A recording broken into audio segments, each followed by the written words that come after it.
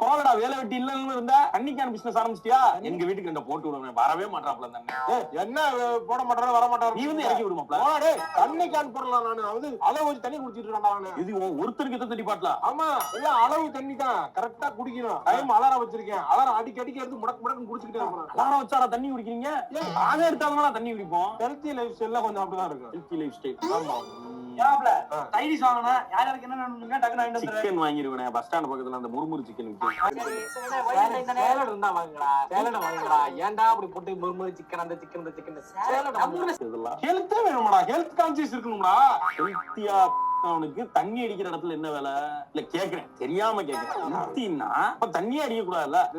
Healthy பேசி gallery count பண்றியே. ஒரு class விஸ்கில எவ்வளவு கேலரி இருக்குன்னு தெரியுமா? 5 ரவுண்ட் 6 ரவுண்ட் அடிக்குது பாதே. அப்புறம் என்ன மயிலுக்கு நீ தண்ணி அடிக்க வந்த? சரி விடு, என்ன குயிலுக்கு நீ இத பேசுற?